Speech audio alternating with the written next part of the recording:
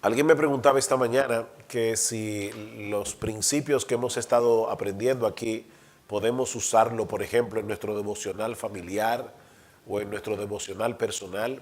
Y ciertamente lo que hemos visto hasta ahora ha sido básicamente un método de estudio bíblico. Cómo estudiar la Biblia para sacarle el mayor provecho. Así que cualquier creyente puede beneficiarse de lo que hemos visto hasta aquí. A partir de ahora vamos a ver cómo trabajar ya un sermón, pero si no entendemos las escrituras, no tiene caso que aprendamos cómo desarrollar un sermón, porque lo primero que tenemos que hacer es conocer el pasaje que vamos a exponer. Y yo quisiera ver si los principios que hemos dicho hasta aquí han sido comprendidos. Entonces vamos a hacer algunas preguntas. En primer lugar, ¿cómo podríamos definir la predicación expositiva? ¿Qué es predicación expositiva?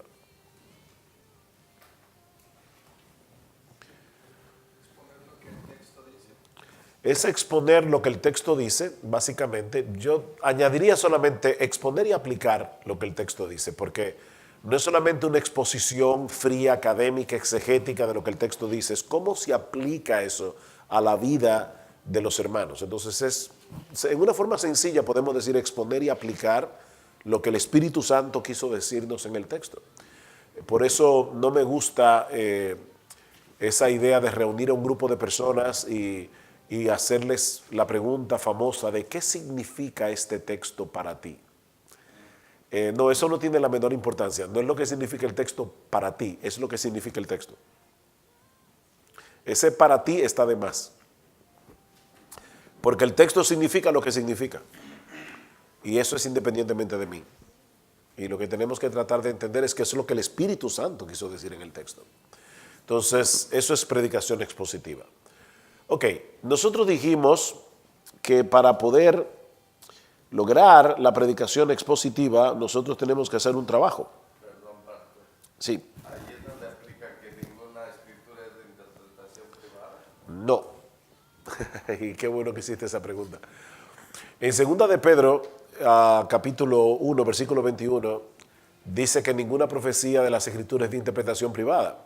Ese texto es favorito de la Iglesia Católica Romana para decir que los cristianos no tenemos derecho a interpretar la Biblia por nosotros mismos, que es la jerarquía eclesiástica, es decir, el Papa, los obispos, los cardenales, los que tienen el derecho de interpretar las Escrituras. Según la Iglesia Católica, Dios no le ha dado esa autoridad a nadie que no sea a la cúpula de la Iglesia. Pero, ¿qué significa entonces segunda de Pedro capítulo 1?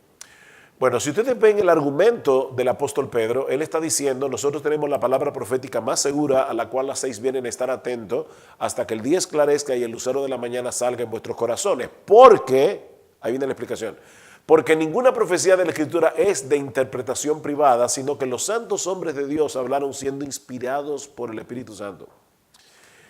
La palabra que aparece aquí, déjenme usar el interpretación. Ninguna profecía de la Escritura es de interpretación. ¿Qué pasó? ¿Qué pasó?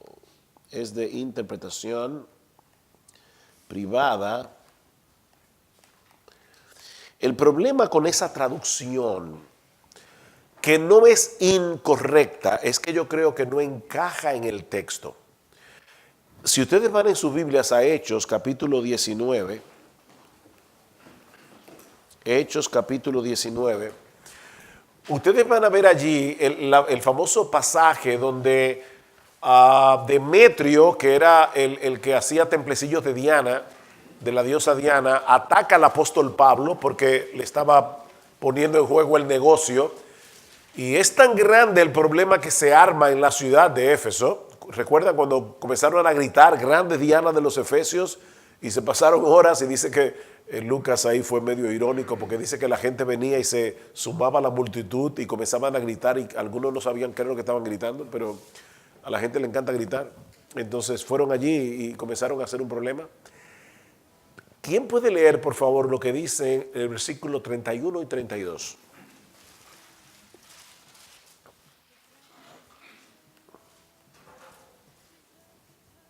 ¿Alguien puede leerlo, por favor?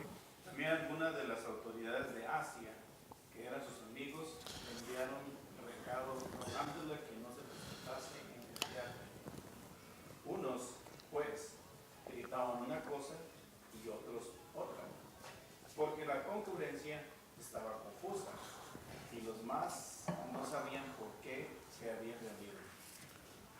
Eso es versículo 31.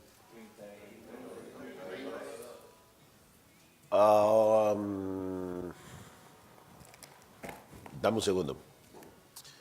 Eso me pasa por estar haciendo las cosas de memoria.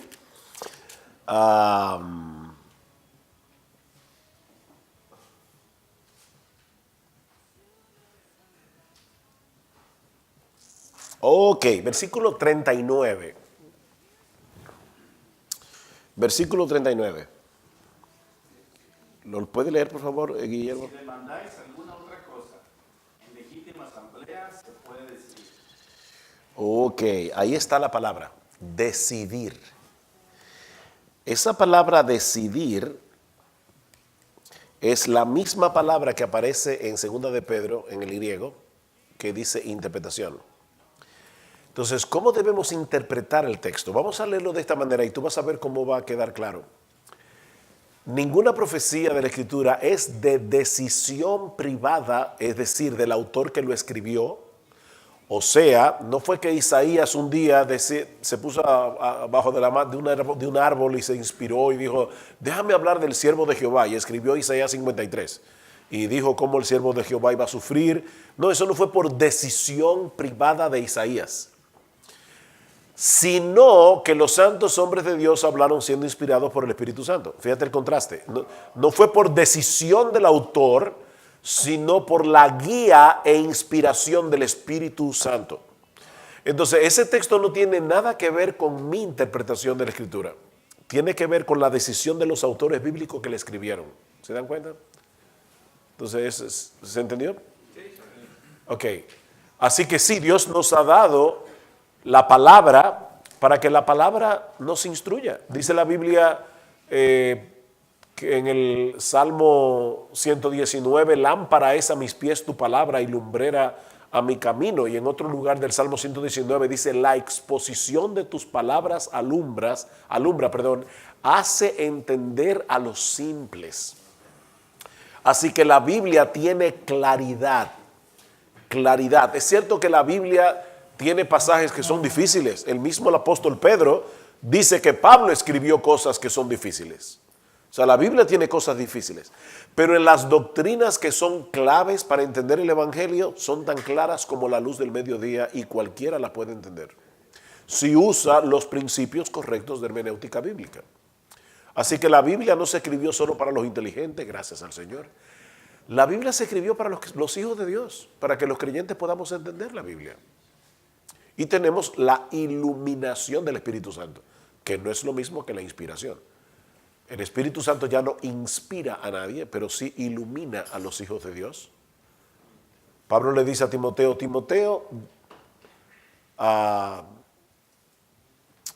Timoteo capítulo 2, versículo 7, Timoteo, dale, lo que pasa es que estoy recordando el texto, no me acuerdo cómo lo dice la Reina Valera, pero el texto en el original dice, Timoteo, dale mente a lo que digo y el Señor te dará entendimiento en todo. Pero ¿cuál es mi labor? Dale mente. O sea, el Espíritu Santo no ilumina a vagos. El Espíritu Santo ilumina a los diligentes, que se ponen a hurgar en las Escrituras. Perdón, ¿cómo dice el texto 2 Timoteo? Ocúpate, no. 2 Timoteo 2. Considera, ahí está la palabra. Considera lo que digo y el Señor te dará entendimiento en todo. La palabra considera significa dale mente a lo que digo, pon tu cabeza en eso. De hecho, es lo que dice el autor de Proverbios. En Proverbios capítulo 2, perdone que me haga un atajo aquí, pero yo creo que es importante, un desvío. En Proverbios capítulo 2 dice, hijo mío, si recibieres mis palabras y mis mandamientos guardares dentro de ti, haciendo estar atento tu oído a la sabiduría, si inclinares tu corazón a la prudencia, si clamares a la inteligencia y a la prudencia dieres tu voz, si como a la plata la buscares y la escudriñares como a tesoros, entonces entenderás el temor de Jehová y hallarás el conocimiento de Dios, porque Jehová da la sabiduría. Entonces tú dices, espérate.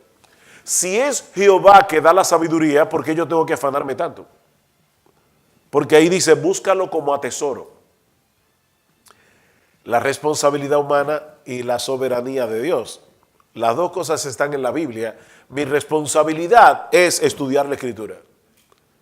Y el Espíritu Santo, en el contexto de mi trabajo exegético, me dará entendimiento. Pero el Espíritu Santo no ha prometido bendecir a vagos. Y hermanos, hermanas, eso va para todos, no solamente para los predicadores.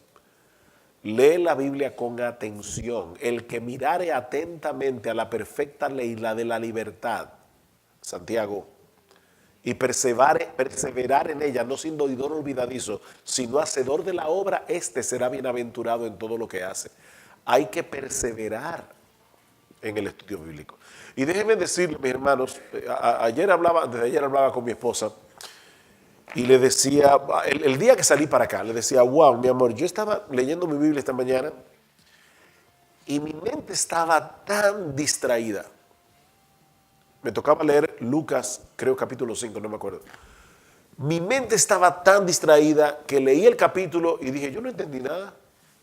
Y tuve que volver a leerlo otra vez y no entendí.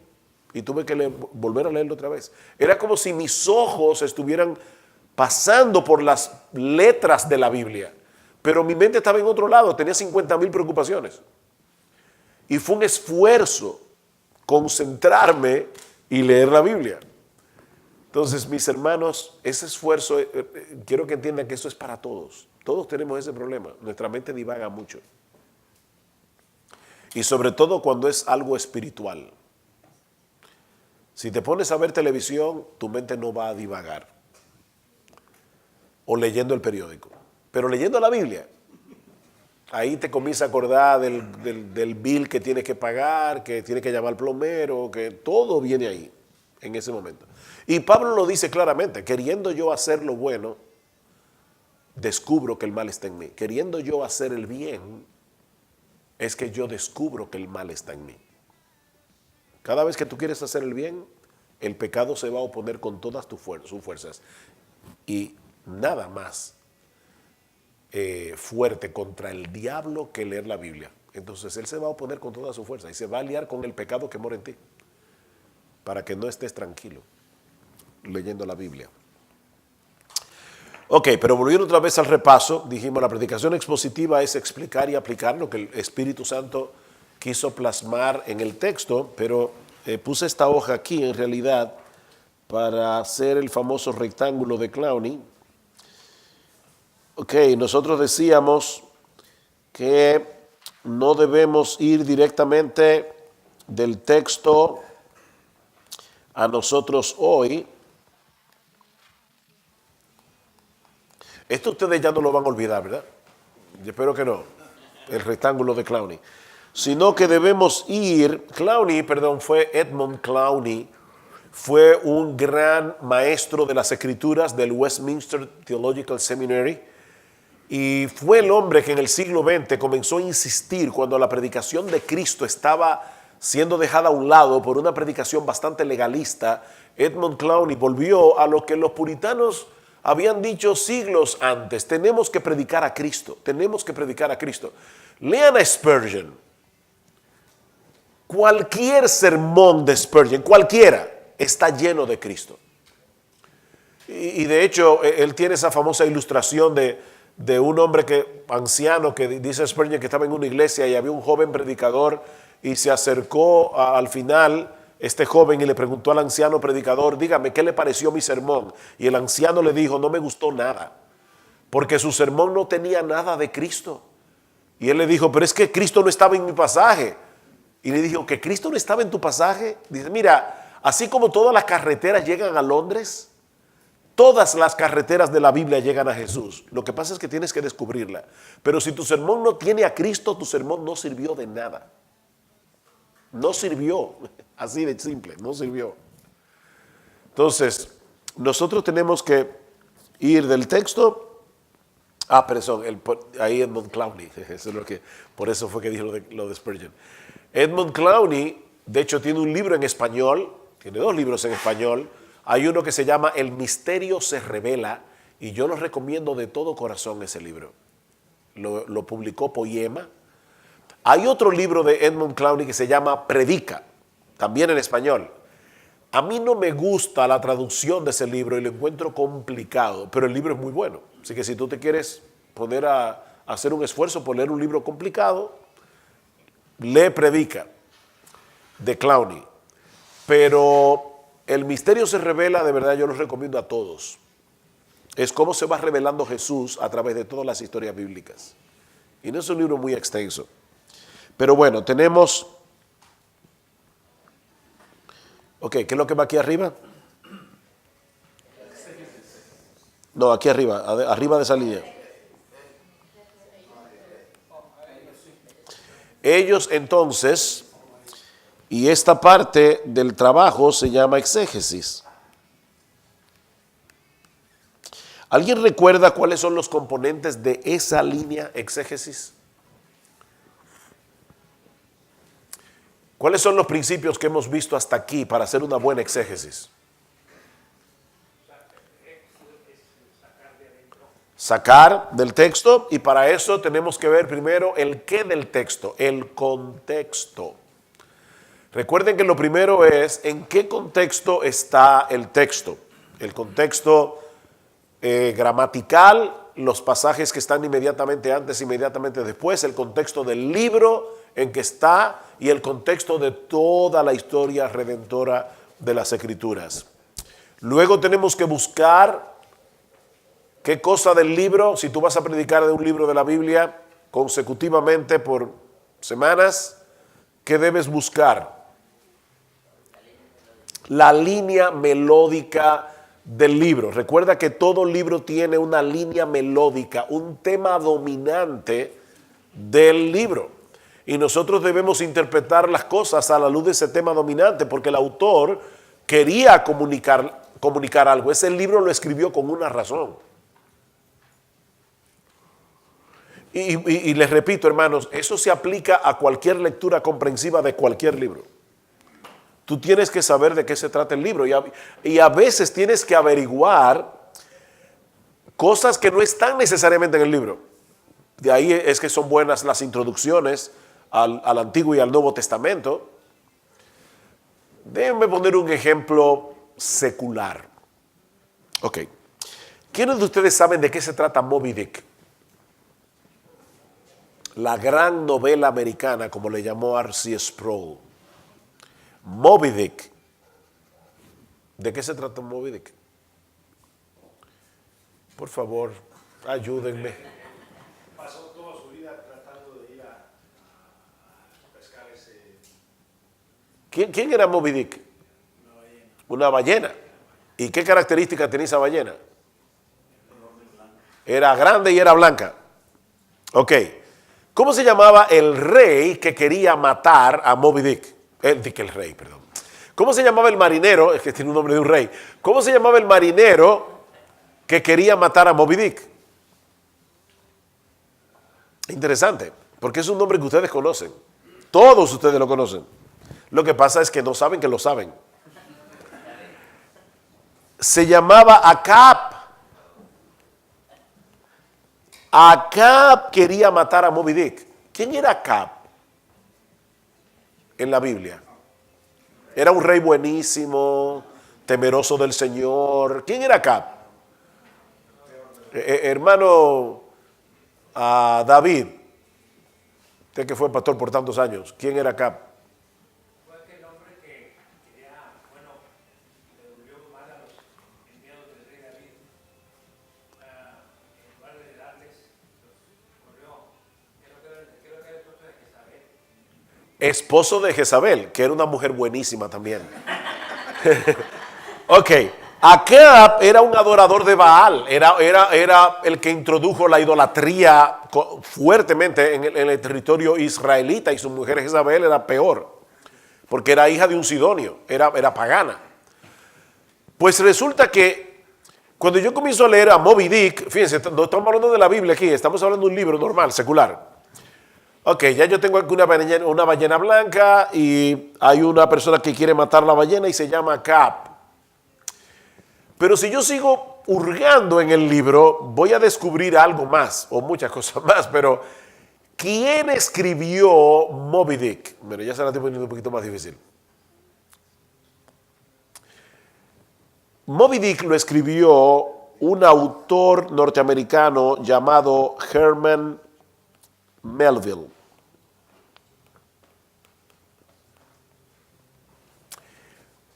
Herman Melville era amigo íntimo de otro autor norteamericano llamado Nathaniel Hawthorne. Y si alguno de ustedes estudió en un colegio americano, tiene que haber leído casi seguro una novela escrita por Nathaniel Hawthorne porque es obligatoria en las escuelas norteamericanas. Esa novela se llama La Letra Escarlata. The Scarlet Letter. Esa novela es un ataque contra los puritanos.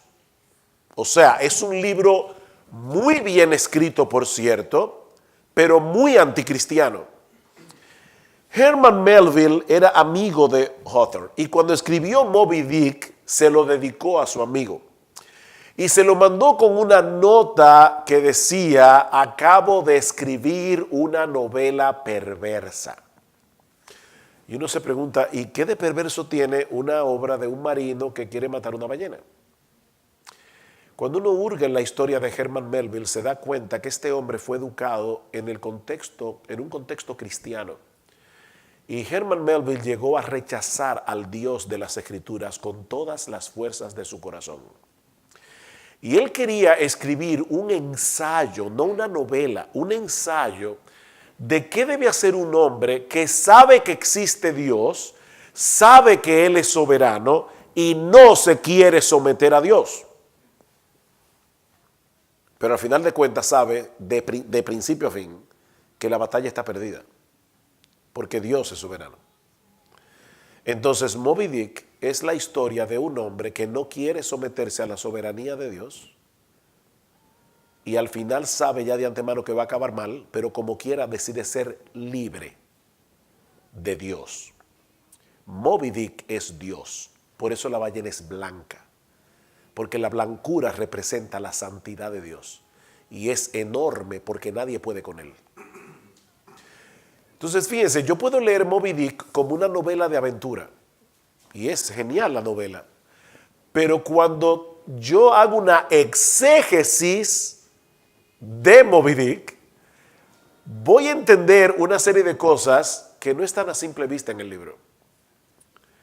Bueno, yo creo que lo mismo pasa con la Biblia. No es lo mismo leer Filipenses sabiendo que Pablo estaba en la cárcel, a leer Filipenses creyendo que Pablo estaba en un resort en Punta Cana, ahí en el este de República Dominicana. No es lo mismo. O sea, cuando Pablo le dice a los cristianos en Filipos, regocijaos en el Señor, y otra vez digo regocijaos, un hombre que está en la cárcel, eso tiene un impacto muy fuerte. Uno dice, wow, si Pablo en la cárcel podía decir a los creyentes de Filipos, regocíjense, ¿y qué de mí? Entonces, conocer esos detalles es lo que te va a ayudar. Yo recuerdo, te va a ayudar a entender mejor el pasaje, a verlo a colores. Yo me acuerdo cuando estaba predicando en Marcos 6, y dice, recorría Jesús todas las aldeas y ciudades de Galilea predicando. Qué declaración tan simple, recorría Jesús todas las aldeas y ciudades de Galilea predicando, todas. A mí se me ocurrió pensar, ¿y cuántas aldeas y ciudades había en Galilea en la época del Señor? Uy, eran 212 aldeas y ciudades. ¿Y como cuántos kilómetros había que caminar en un terreno montañoso como Galilea para predicar el Evangelio? Miren, hermanos, hagan el ejercicio. Y ustedes se van a dar cuenta que lo que dice ese versículo que se lee tan rápido, tiene que haber sido un enorme esfuerzo de parte del Señor. Porque eran muchos kilómetros. Yo no me acuerdo ahora el cálculo, pero eran muchos kilómetros. Entonces, son esos datos que nosotros tenemos que buscar en la Biblia, porque nosotros no vivimos en Galilea. Ayer fue un hermano a buscarme al hotel, un hermano muy querido, y Pepe Curet, y yo le decía, ¿dónde comemos? Y decía, mira, yo no soy de por aquí, yo no sé, dime tú, ¿a dónde vamos? Y bueno, me llevaron a un restaurante aquí, fuimos ahí a Saltgrass. Digo, hay un restaurancito de carne ahí, vamos ahí, que queda cerca del hotel. Pero fíjense, dice, yo no soy de por aquí. Pero nosotros no somos de Galilea, ni somos de Judea, no somos de por allí. Entonces, para yo entender la Biblia, yo tengo que meterme en Judea y en Galilea, porque si no, no voy a entender. ¿Ven el punto, hermanos? No todo el mundo tiene la oportunidad de ir a Israel. Y no hay que ir a Israel para interpretar la Biblia correctamente, por si acaso. No hay que ir. Búscate un buen libro de introducción bíblica y eso te va a ayudar. Entonces necesitamos hacer la exégesis y decíamos, tenemos que buscar el contexto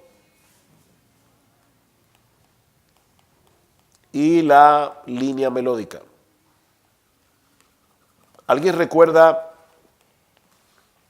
cómo podemos encontrar la línea melódica de un libro? Una estrategia es viendo el principio del libro y el final del libro. La cola, cabeza y cola, decíamos ayer. ¿Qué otra forma? Palabras que se repiten, como en Judas, que se repite la palabra amados, se repite la palabra guardados. ¿Qué otra estrategia? ¿Hay alguna declaración de propósito en el libro mismo? Juan dice, y estas cosas se escribieron para que vosotros creáis que Jesús es el Hijo de Dios y para que creyendo en Él tengáis vida eterna. Y primera de Juan dice, para que sepáis que tenéis vida eterna. Entonces son dos libros con dos propósitos diferentes. Para que sepáis que tenéis vida eterna.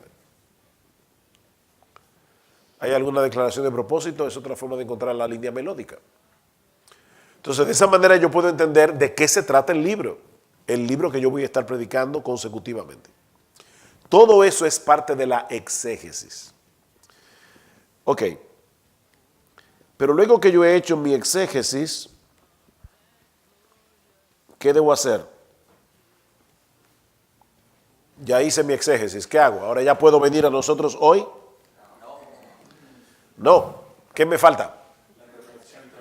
Hay que hacer una reflexión teológica y eso fue lo que vimos ayer. Cómo predicar a Cristo desde cualquier lugar de las Escrituras. Recuerden que la reflexión teológica tiene dos preguntas claves. ¿Cuáles son?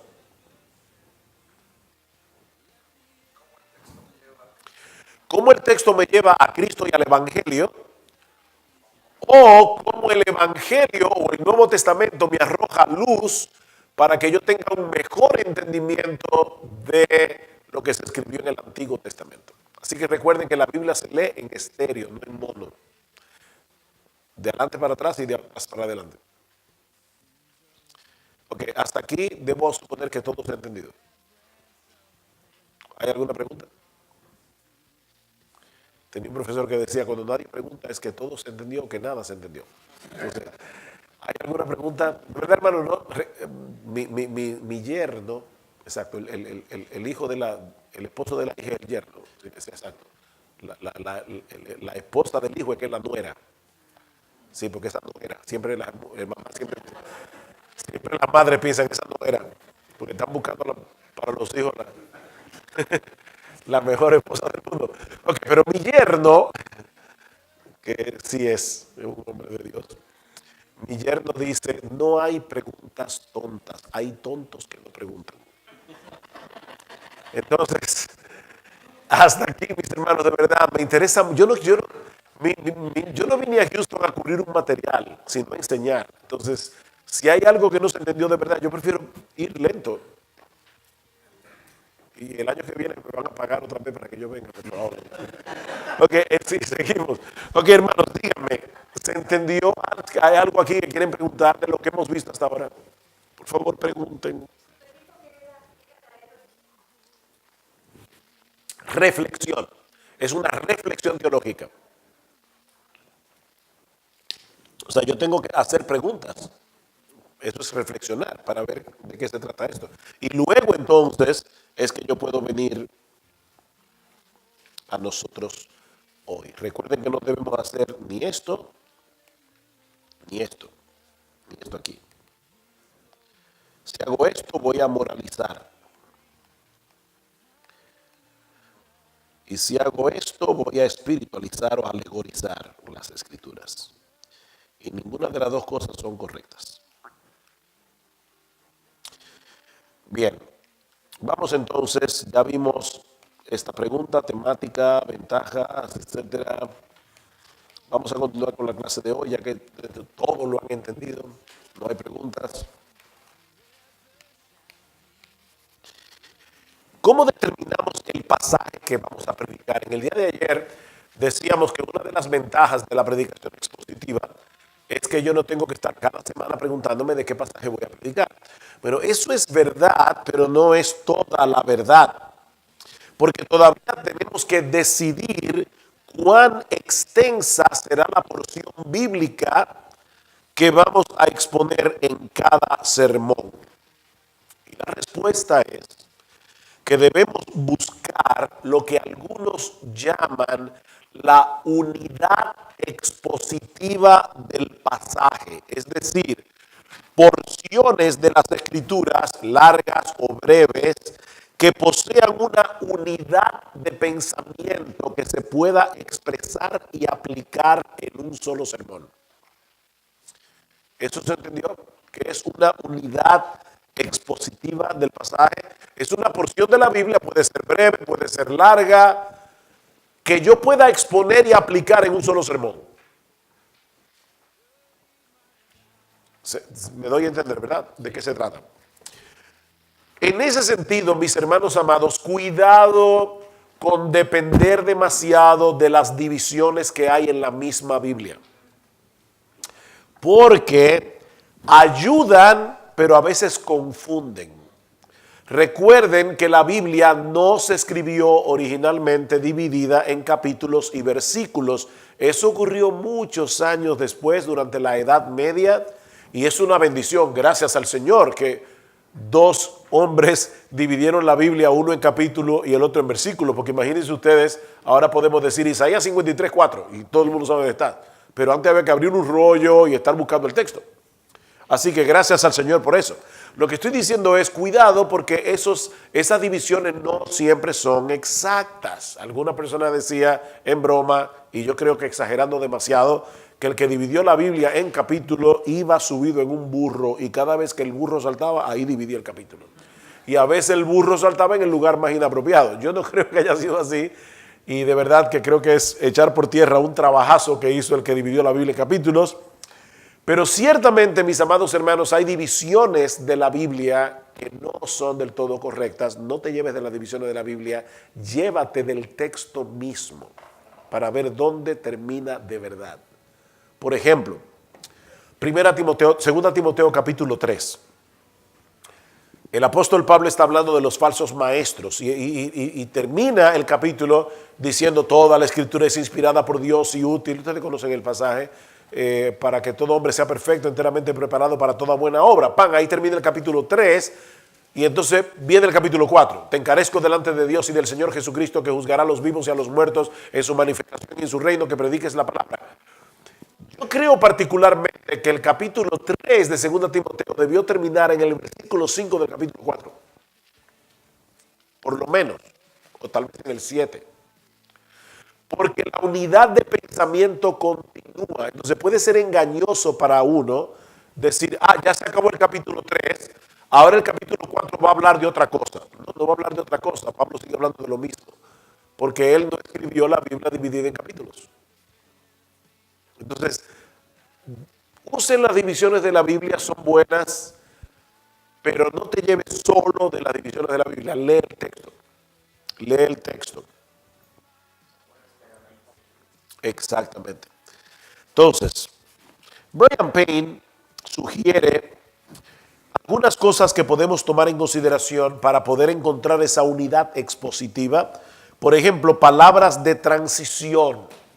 Por tanto, pues, entonces, ya que, por ejemplo, abra sus Biblias en Efesios capítulo 2.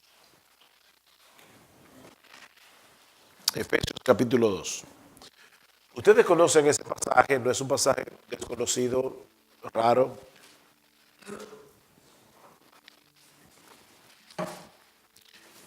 ¿Dónde tú dividirías ese pasaje?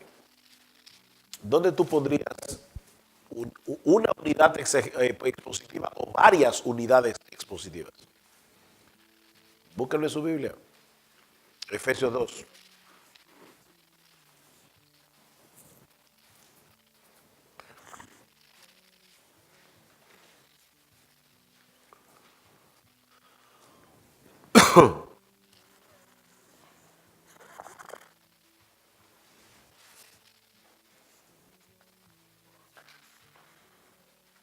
¿Alguno de ustedes ha predicado de Efesios 2 anteriormente? ¿No? ¿Sí? Hermano, ayúdanos. ¿Dónde tú dividirías o dividiste el pasaje? ¿Y por qué?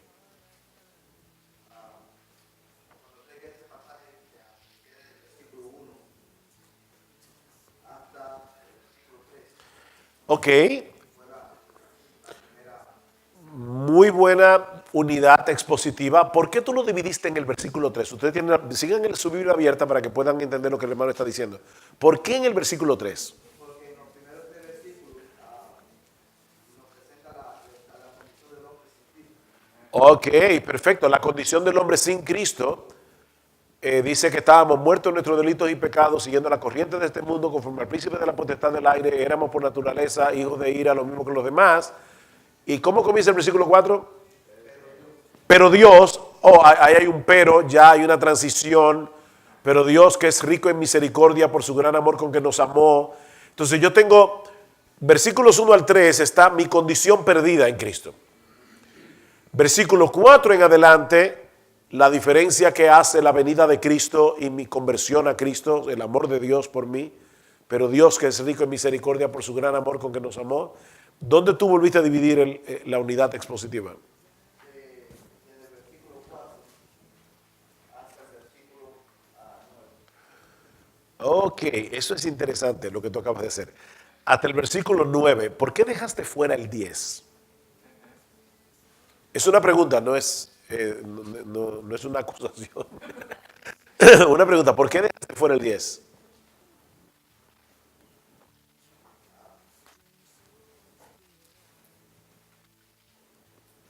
O déjame ponerlo más fácil. ¿Y la próxima unidad expositiva de dónde a dónde fue?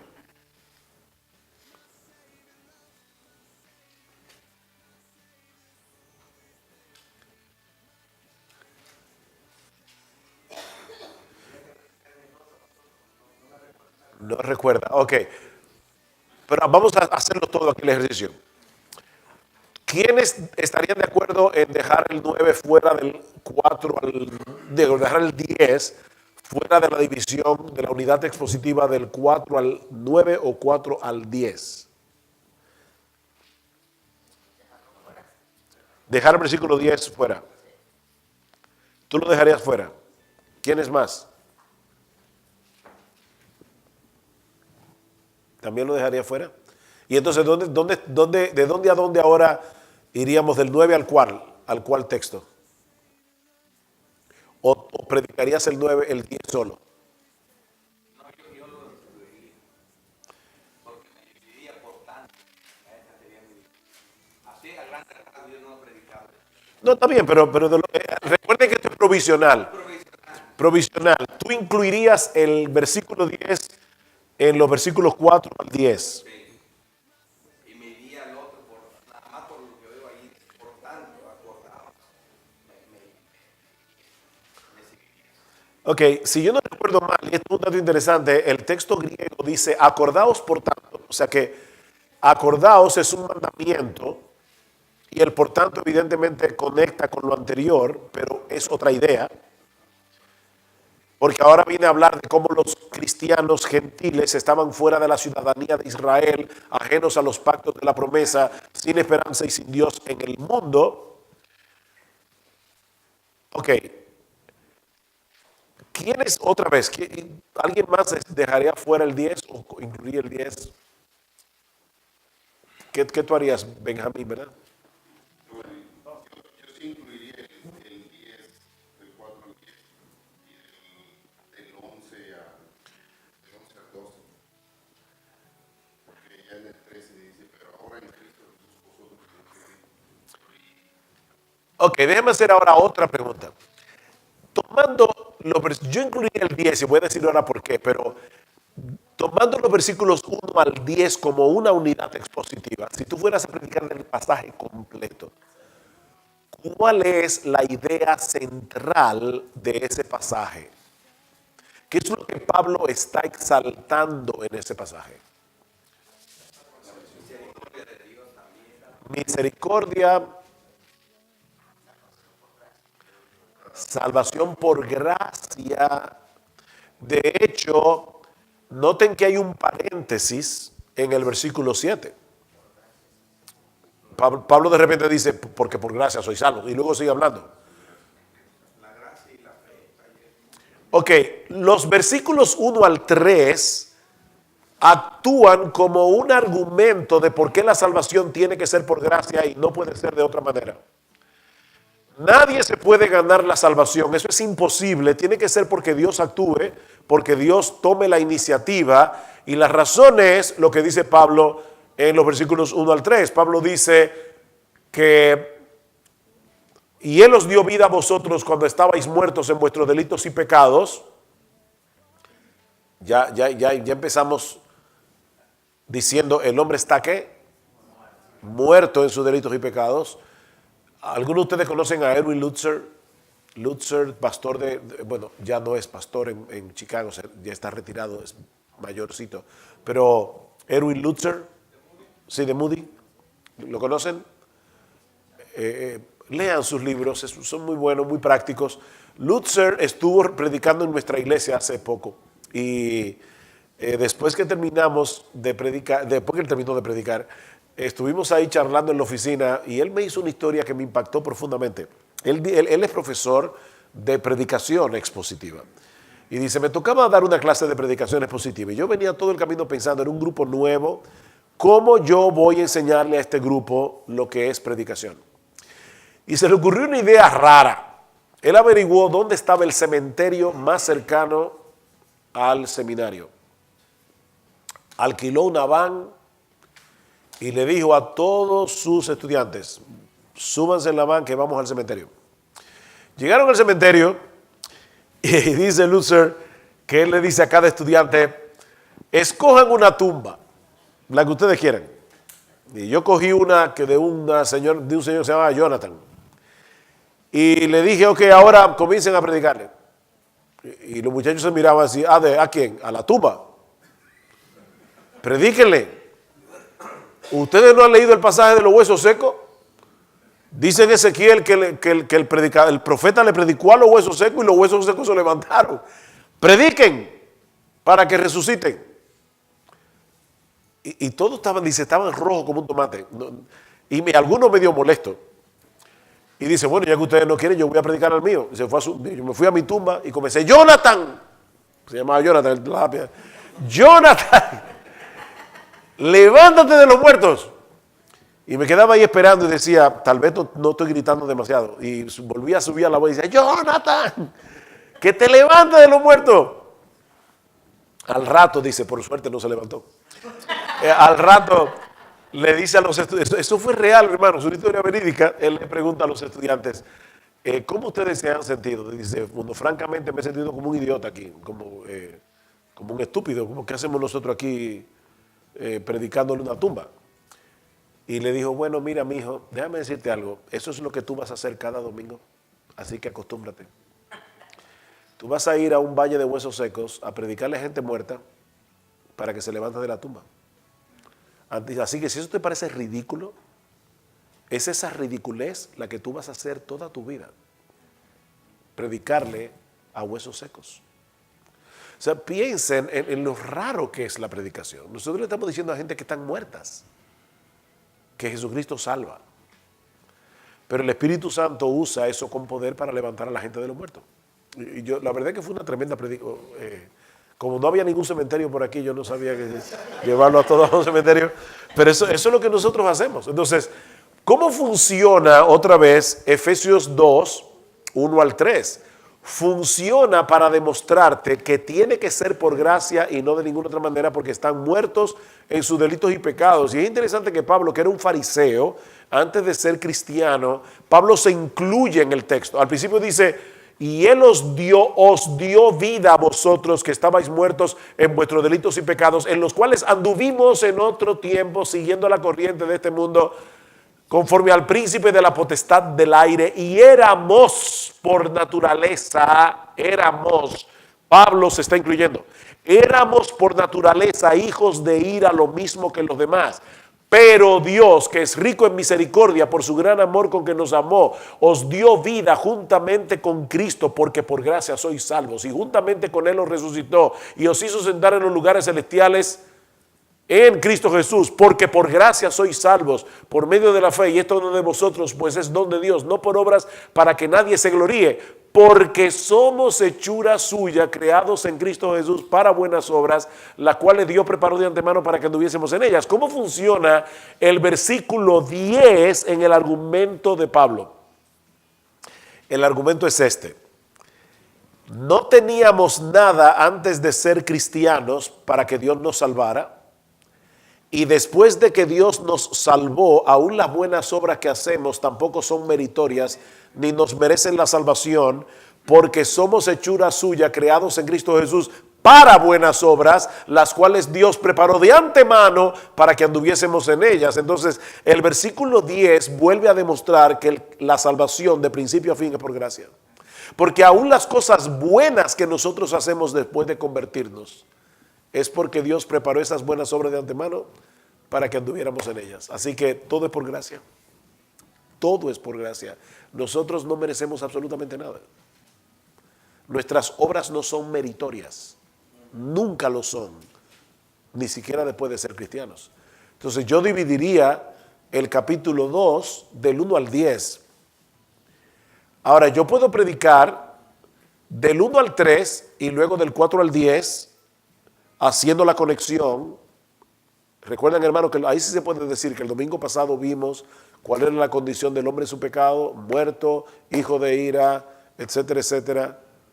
Miren lo que hizo Dios por el poder del evangelio. Y luego ya sigo predicando 11 al 22, porque del 11 al 22 hay una unidad expositiva para demostrar que Dios en el evangelio hizo algo muy poderoso al unir en Cristo a los judíos y a los gentiles en un solo pueblo. Somos una familia, somos un templo, somos una ciudad, etcétera, etcétera. ¿Lo ven ahí en el texto? ¿Se ve más claro? Sí, Ricardo. Mire, por ejemplo, usted nos dijo ayer de que Martin Lloyd Jones predicaba hasta de una palabra, ¿verdad? Perdón, usted nos dijo ayer que, y es verdad que hace Javier, a veces a un versículo le saca 2 sermones, a un versículo, y son muy buenos sermones y lo hacen muy bien.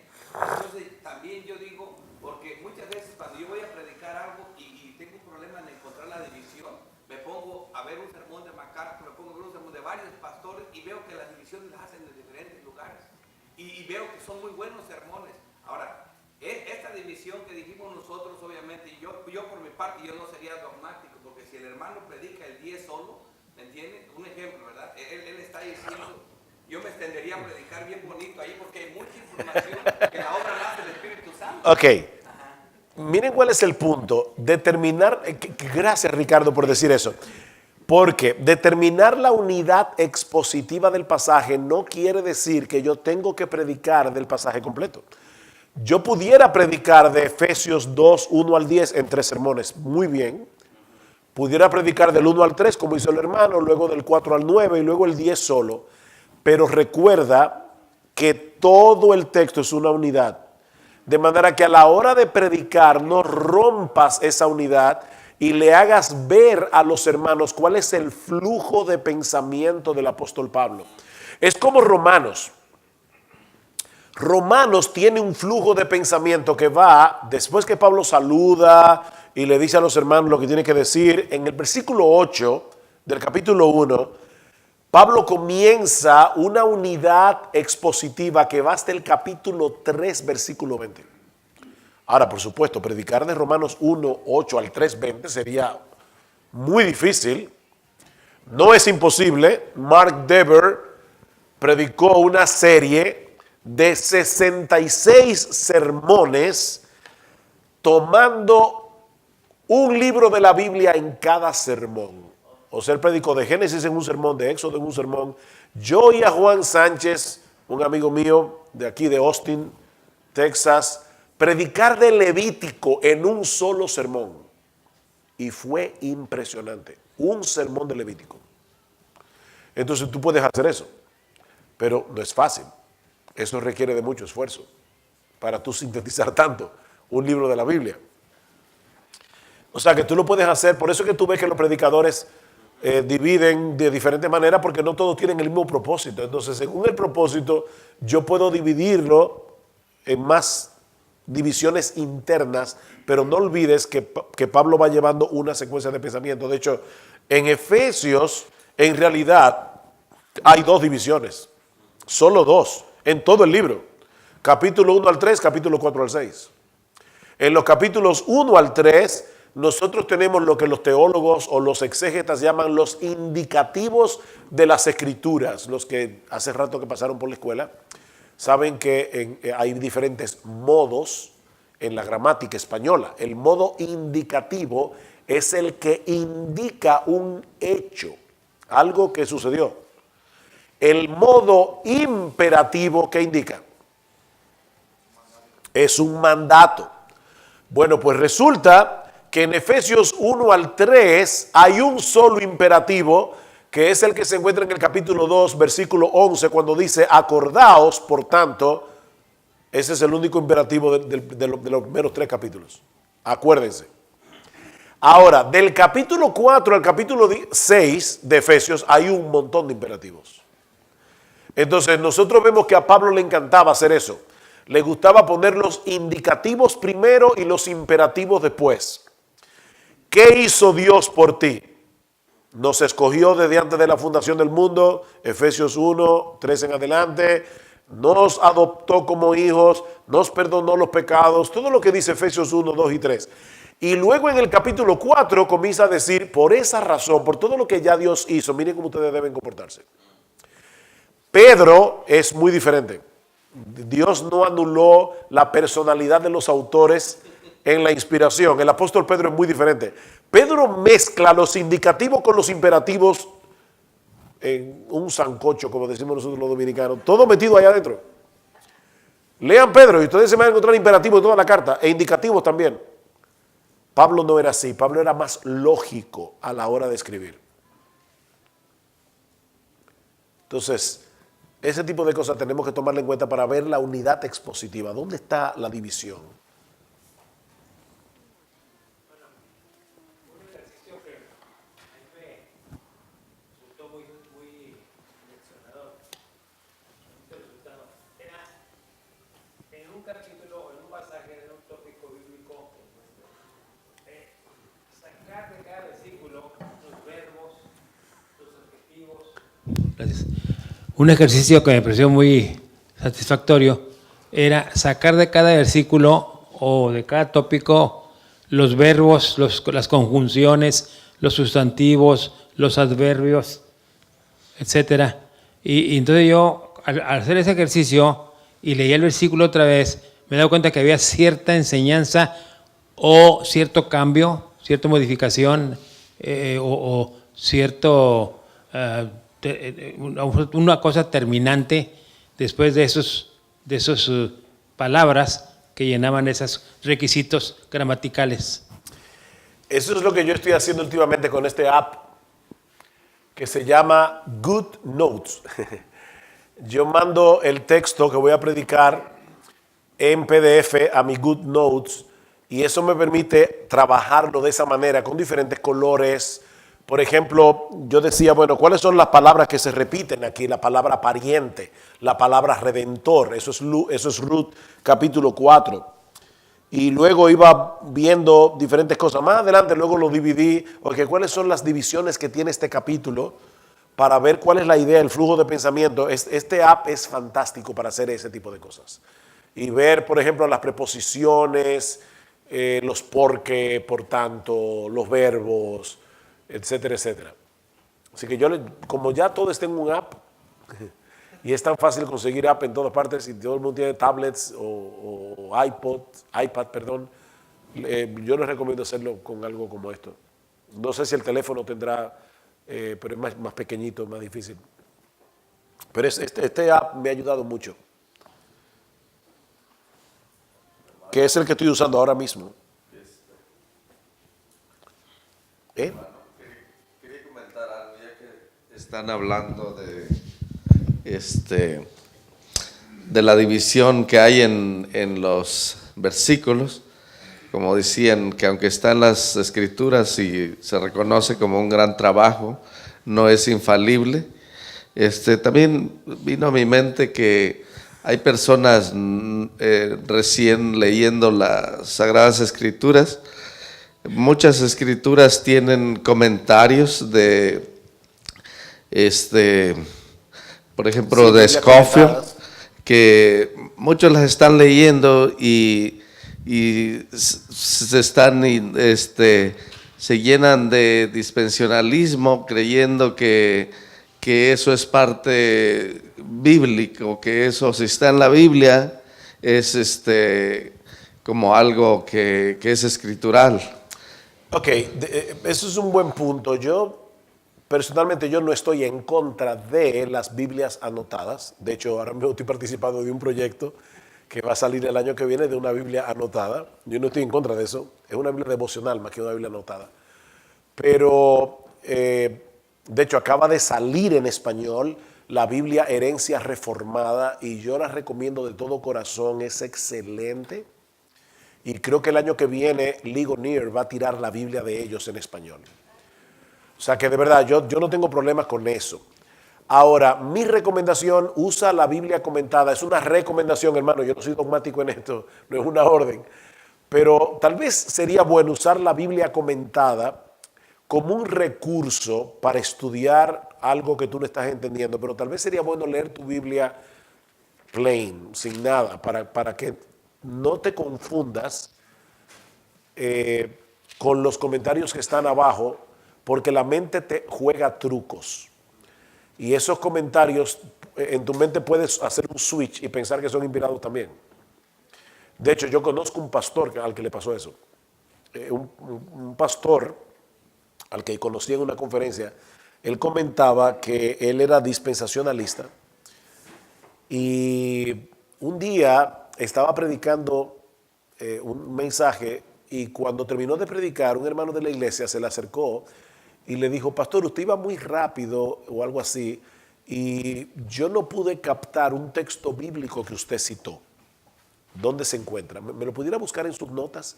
Entonces él buscó las notas y efectivamente ahí estaba el texto bíblico, pero no tenía el libro, el capítulo, versículo, no decía lo que era. Entonces, mire hermano, yo no me acuerdo ahora de dónde yo saqué ese versículo. Cuando llegue a casa voy a buscar la concordancia y voy a buscar el versículo en la Biblia. Así que llegó a la casa, buscó la concordancia y, oh sorpresa, el versículo no estaba en la Biblia. Era una nota de Scofield que él había colocado en el sermón como si fuera un versículo. Y dice él que eso lo chocó tanto que él decidió no volver a usar una Biblia comentada jamás. Y comenzó a leer su Biblia sin anotación y dejó de ser dispensacionalista. Teólogo del pacto.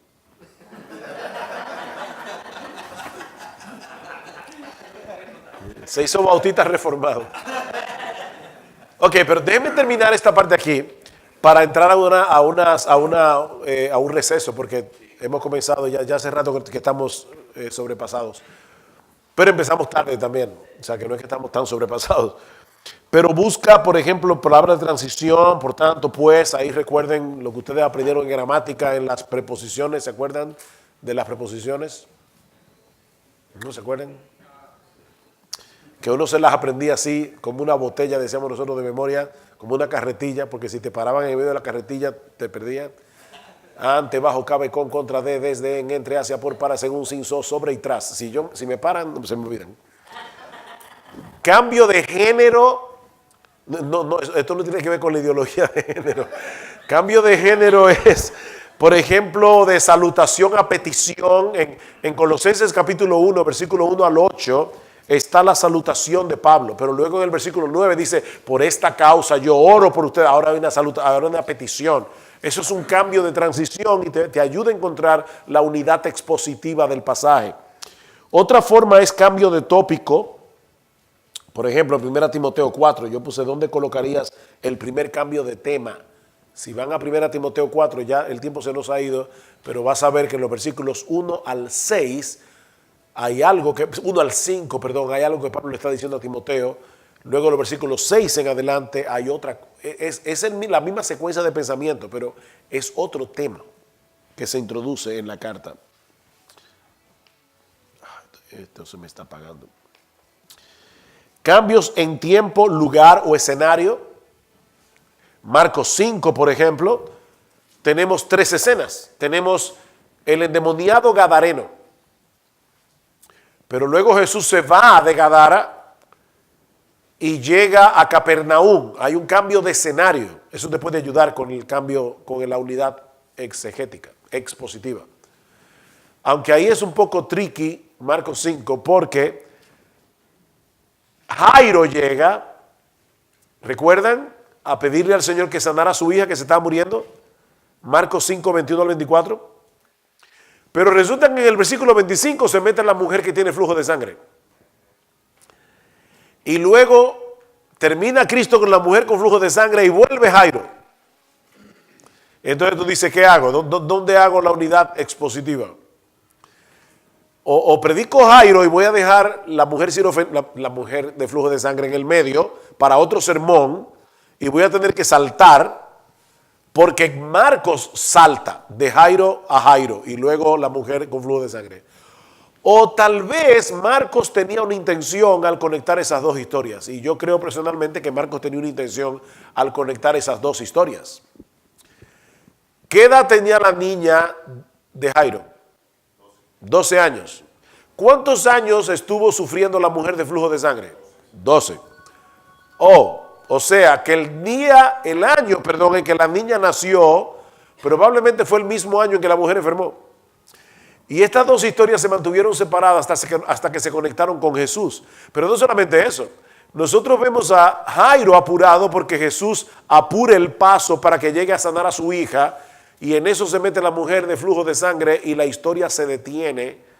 Y Cristo se pone a hablar con esta mujer. Lo que Cristo está haciendo allí casi se puede caracterizar de irresponsabilidad. Claro, él no era irresponsabilidad, él era el Hijo de Dios. Pero pónganse en la mente de Jairo. Hay prisa, mi hija se está muriendo. Y ahora tú te pones a hablar que quién te ha tocado y hablar con esta mujer. Cuando finalmente salen de la escena de la mujer, llega un hombre y le dice, tu hija ha muerto. ¿Por qué molestas más al maestro? Y Cristo le dice, no temas si no cree. Yo creo que ese pasaje está ahí para crear una tensión en la escena. Y yo creo que lo mejor es predicar el texto completo, aunque eso es largo, pero es mejor predicarlo entero. Entonces, ven, la unidad expositiva hay que determinarla de diferentes maneras, dependiendo del pasaje. Y cambios gramaticales, por ejemplo, sujeto, objeto, pronombres, tiempos verbales, personas. Por ejemplo, en 1 Timoteo 5, Pablo dice a Timoteo, a las más jóvenes, trata de esta manera a los más ancianos o a las más ancianas como a madres, como a padres, a las jovencitas como hermanas con toda pureza. Luego habla de las viudas. Luego habla de los pastores. Dice, los ancianos que gobiernan bien sean tenidos por dignos de doble honor, mayormente los que trabajan en predicar, enseñar, etc. Entonces nosotros tenemos que, 1 Timoteo 5 habla de cómo Timoteo debía tratar a los jóvenes, a los ancianos y a las ancianas, luego a las viudas, luego a los pastores. Entonces esos cambios de persona en este caso te ayuda a marcar la unidad expositiva.